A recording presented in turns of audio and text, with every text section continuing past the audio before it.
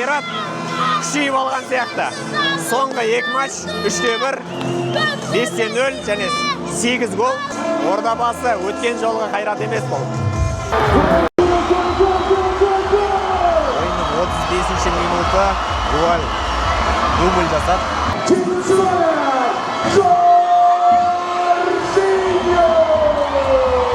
Тойлаған кезде осылай тойлайтыны кішкене маған түсініксіз. Қазір Қайрат эксперимент жасайтын кезеңде емес. Себебі әрбір ұпай дәл қазір маңызды.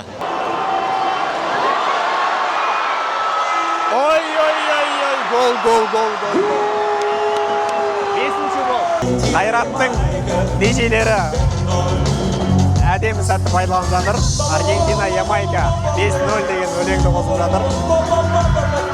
Жарасат бүгін Қайратқа не айтса да, қалай әділ десе де, себебі есеп 5-0. Армысыз құрметті спорт сүйер қауым. Бүгін Қазақстан Премьер-лигасының 16-шы тур ойындары орталық стадионда, Алматыда қонақта Көкшетаудың Оқжетпесі. Өткен турда ғана Алматылық Қайрат Оқжетпеске қонаққа барған болатын. Есеп 1-3. Бүгін соның қарымта кездесу десек те болады.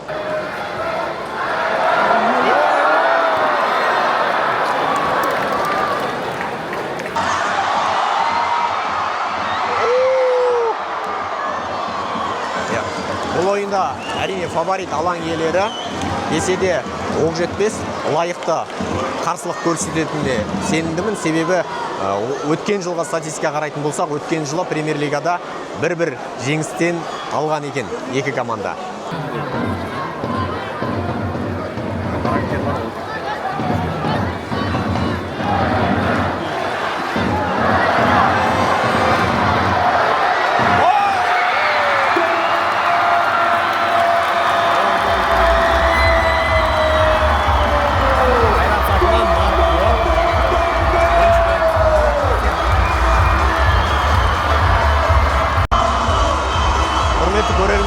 Қайрат сапынан Марк Буай 18-ші номердегі 1 голын салды. Осымен оның Премьер-лигадағы 2-ші голы.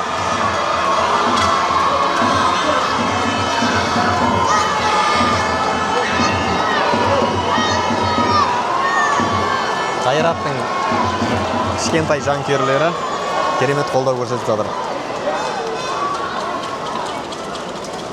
Гол забил номер 28. Первый домашний гол. Марк Буай.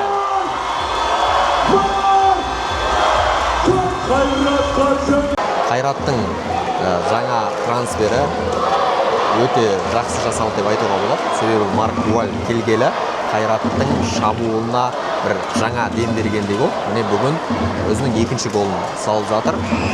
Және өз алаңындағы алғашқы голы.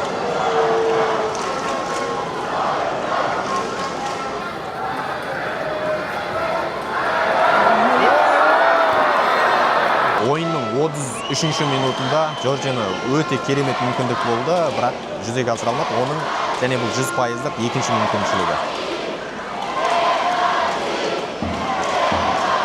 Көрермендер пенальти деп сұрап жатыр, бірақ біздің көзіміз оны көрген жоқ. Мүмкін бар қарайтын шығар. Жоқ, төреші ойынды жалғастыруға пәрмен берді. Осы Жоржино мен Буальда екеуін салыстыратын болсақ, нәтиже жағынан Буальда өте жоғары. Қайрат өткен жолы Қайратта бір шабуылында проблема болып жатқандай көрінген еді. 28-ші номердегі шабуылшы келгелі бұлардың жолы ашыла бастағандай.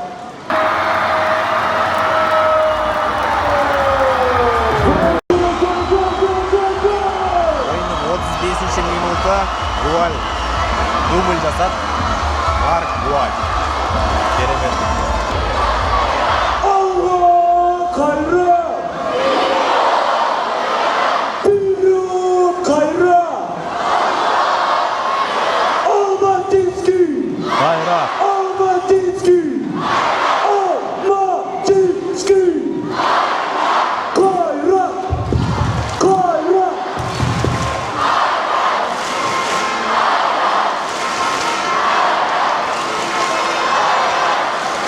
ойында дубль жасаған Марк Гуаль туралы ақпарат бере кететін болсақ, бұл бізде испаниялық ойыншы, 30 жаста екен, 96 жылға.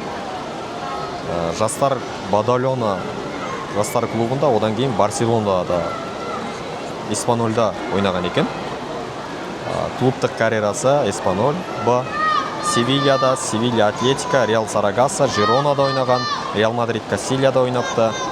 Одан кейін Алькоркон және Украинада, Польшада, Португалияда ойнап, міне Қазақстанға келген екен. Испанияның ойыншысы енді негізгі құрамда ойнамаса да, үлкен клубтарда ойнамаса да, бірақ тәжірибенің тәжірибе Қазақстан премьер-лигасында өзінің жақсы деңгейін көрсетіп жүр. Осы Гуаль келем дегенше бізде Қайратта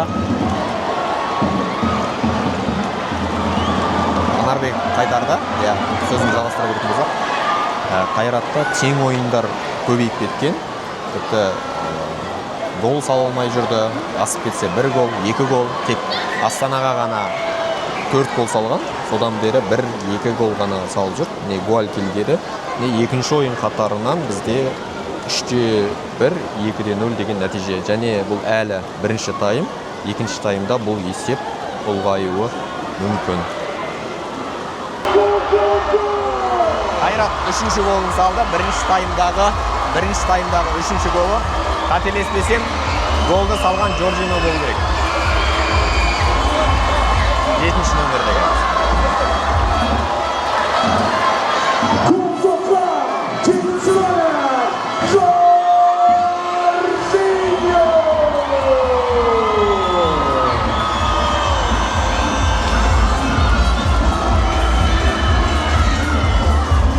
Осы Жоржиноға қарсы сын көп айтылады, бірақ ара-тұра өстіп көзге көрініп қалады. Тойлаған кезде осылай тойлайтыны кішкене маған түсініксіз. Хейтерлерге айтылған белгісі сияқты.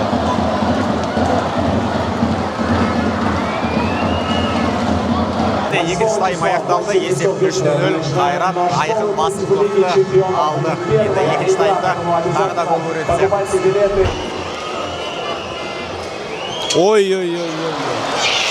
Екінші тайм өте қарбалас басталды. Қайрат өте қауіпті шабуыл ұйымдастырды. Іле-шала Оқжетпесте шабуыл жасап жатыр. Міне қазір бұрыштамада ол. Ойынның 50-ші минуты Оқжетпес өте керемет шабуыл жасады. Темірлан 2 рет сейв жасаған еді. Үшіншісі қақпа бағанына тиді. Бірақ гол сияқты, ішке енген сияқты. Гол 3-1 есеп. Оқжетпес 1 гол салды. Оқжетпестің голынан кейін үзіліс орын алып жатыр. Міне төреші бар қарауға кеткен жатыр. Жоқ. Көмекшілермен сөйлесіп жатыр. Күмәнді гол енді ма, енбеді ма, оны видео қайталаудан көру керек. Гол емес.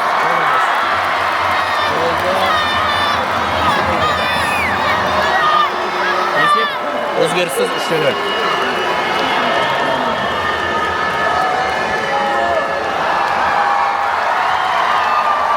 Қайрат 8-ші шілде күні Чемпиондар лигасының іріктеу ойындарын өткізеді.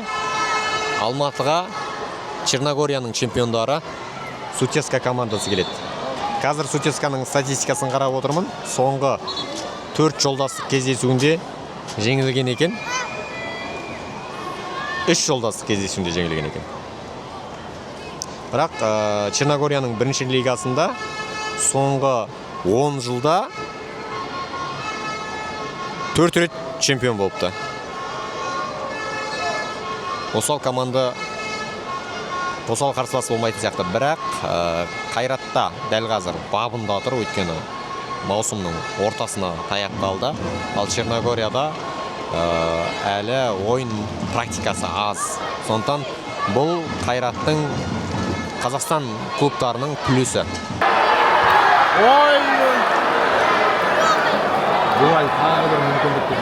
Бүгінгі ойынның басты қаһарманы дубль авторы Гуальды Азамат Тұяқбаевқа ауыстырып тастады, және Бекболат Исмаил алаңға қосылды. Бапкердің өте дұрыс шешімі, себебі жастарға ойын практикасы керек. өте жақсы. Және бұл екі жігітте қазір мүмкін гол салып қалар. Бүгін ғана хабар шықты. Рамазан Бағдат Қызылордалық Қайсарға жалға беріліп жатыр. Бағдат тарапынан бұл өте дұрыс шешім деген ойдамын. Себебі оған ойнау керек, өзін көрсету керек. Өте жас болашағы бар спортшы. Себебі қазір Қайратта легионерлер орынды босатпай жатыр, және оны да түсінуге болады. Ең бастысы нәтиже. Қазір Қайрат эксперимент жасайтын кезеңде емес. Себебі әрбір ұпай дәл қазір маңызды. Ордабасыдан дәл қазірдің өзінде 7 ұпайға қалып келе жатыр.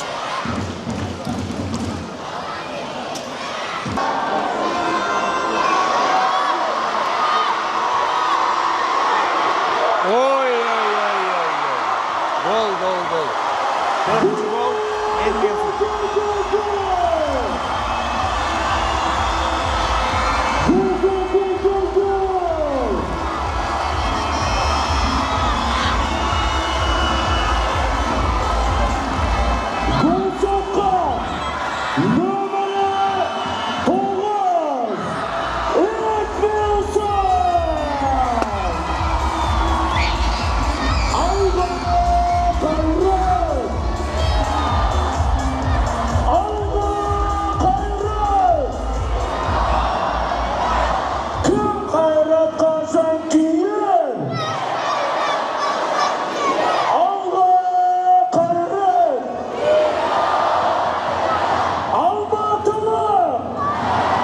Эдмилсонның маусымдағы 3-ші голы. Ол соңғы 7 ойында гол салмапты. Міне бүгін 8-ші ойында Оқжетпеске қарсы 1 гол салып отыр.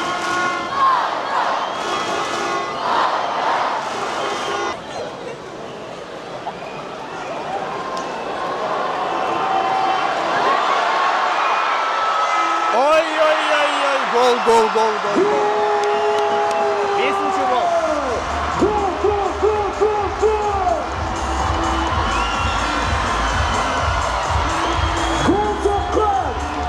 Номері 81 İsmail! Бекболат. Кім Қайрат қашан кейін? Алға Қайрат! Алматылық! Азамат Тұяқбаев.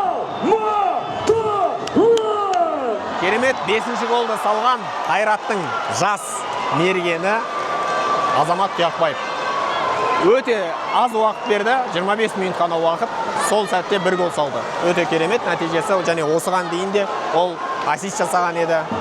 Жаңа диктор Исмаил Бекболат деп хабарлаған еді. Біз енді ол нәрсені көрмей қалдық. Мүмкін Исмаил Бекболат ассист жасаған болар. Ой, қателік жіберіп қойды ғой. Ойбай!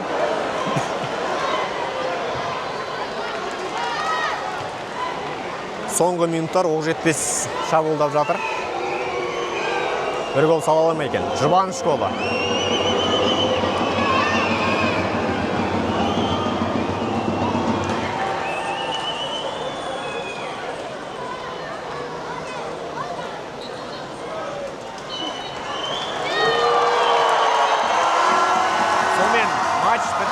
Есеп 5-0 Қайрат басымдылықпен, айқын басымдылықпен жеңді. Және бұл Қайраттың осы маусымдағы ең ірі жеңісі. Осыған дейін Астананы 4-0 мен жеңген еді.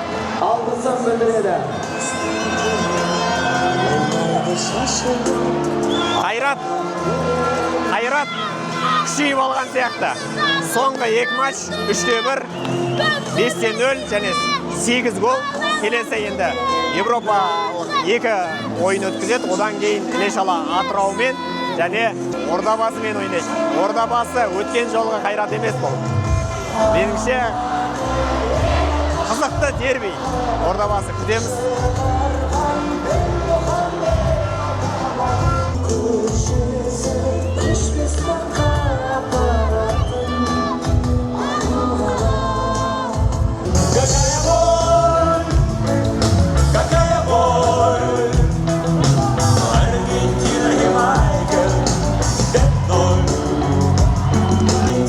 қайраттың нежелері әдемі сәтті пайдаланып жатыр. Аргентина, Ямайка 5-0 деген өлеңді қосып жатыр. Жарасат бүгін қайратқа не айтса да, қалай әсілдесе де, себебі есеп 5-0.